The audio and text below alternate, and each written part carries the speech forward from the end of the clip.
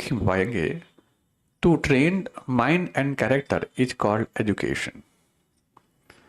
यानी मन और आचरण, इन दोनों को प्रशिक्षित करने वाली विधा का नाम शिक्षा है। और हमें लगता है इन दोनों से बहुत दूर दूर तक ताल्लुक नहीं रखने वाली आज की शिक्षा है।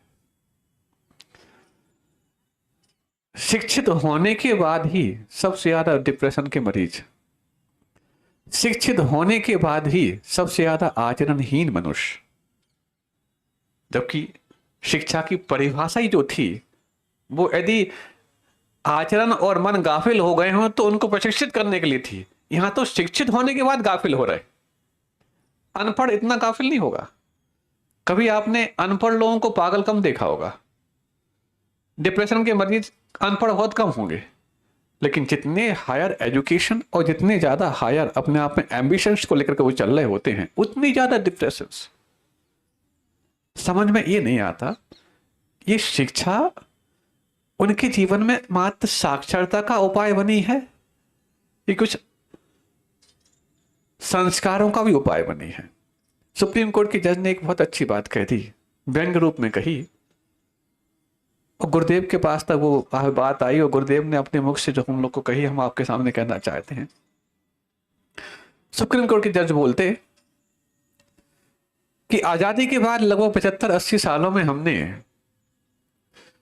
90% अबव 95% अबव होने को है कि भारत में आजादी के बाद साक्षरता बहुत चरम पर है, लेकिन खेद है हम एक भी नागरिक तैयार नहीं कर पाए।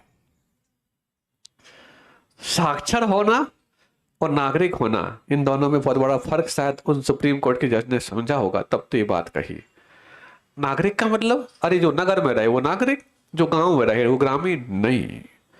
नगर में रहने मात्र का नाम नागरिक नहीं। और सिविलियन, सिविल लाइन में रहने का नाम भी सिविलियन नहीं। जब आपके हर उस लाइन में सिटीजनशिप नहीं, सिविलियनशिप नहीं, अंदर से वो एबलशिप गायब होती है, तब जाके समझना कि तुम्हारे भीतर से वो नागरिकता प्रकट होती है। काका कालेलकर की वो पंक्तियां, एक हिंदी के बहुत बड़े विद्वान हुए हैं काका कालेलकर, उन्होंने शिक्षा के बारे में बहुत अच्छे संवाद कुछ पंक्तियों में कहे कि शिक्षा संवाद करती है। क्या संवाद करती? मैं शिक्षा हूं, मैं शिक्षा हूं, मैं कानून की किंकरी नहीं, यानी चाकर, नौकर।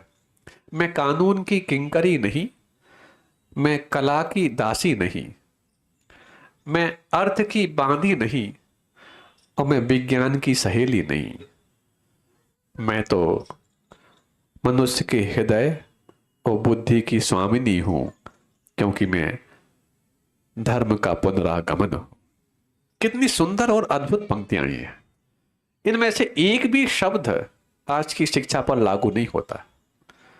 आज की शिक्षा कानून की किंकरी बनने जा रही, कला यानी आर्ट की दासी बनने जा रही, अर्थ यानी कि फाइनेंस की बांदी बनने जा रही, और विज्ञान की तो सहेली ऐसा कि किसी के पास नॉलेज यदि तुम्हें साबित करना है तो उसके पास साइंस होना अनिवार्य है, ये सिद्ध कर दिया।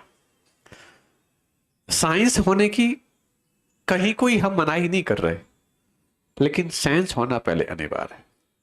जब भी हमें समझ में नहीं आता कि हमें क्या करना क्या नहीं करना, सबसे पहले वो करना है जो एसेंशियल है, साथ में वो करते जाना है जो पॉसिबल है, फिर हम वो पाते हैं जो इम्पॉसिबल था। होता क्या है, कई बार हम एसेंशियल्स भी जानते हैं, पॉसिबल्स भी जानते हैं, लेकिन फर्स्ट एसेंशियल देन पॉसिबल, जबकि एसेंशियल के साइमल्टेनियसली जो पॉसिबल है उसी का नाम तो पॉसिबल है। और जब उन दोनों को साथ साथ जोड़ दिया जाएगा तो इम्पॉसिबल कुछ नहीं रहेगा। लेकिन एसेंशियल्स क्या हो, तो एसेंशियल्स वो जिसमें कुछ एसेंस हो। एसेंस तो तब जब उसके पहले कुछ सेंस हो। साइंस तो तब आता है जब हमारे पास कॉमन सेंस हो। बुक्स में सेंस नहीं है, यदि मेरे पास कॉमन सेंस है तब तो जाके उन वर्ड्स का मैं सेंस निकाल सकता हूँ। और कॉमन सेंस तो तब जब मेरे पास कॉन्फिडेंस हो। विदाउट कॉन्फिडेंस कॉमन सेंस भी डेवलप नहीं होता। और कॉन्फिडेंस तब तुम्हारे पास एक्सपीरियंस हो, विदाउट एक्सपीरियंस कॉन्फिडेंस भी नहीं आता, और एक्सपीरियंस तो तब तुम्हारे पास परफॉर्मेंस हो in right direction. Performance, experience, confidence, common sense, then essence, and it will become a essential plus possible is equal to nothing impossible formula बन जाता है। और ये फार्मूला हर एक फील्ड में इम्प्लीमेंटेबल है। जब भी आपको समझ में नहीं आता कि हम क्या करें क्या नहीं करें, बस एसेंशियल और पॉसिबल इन दोनों को साथ साथ करें, ना कि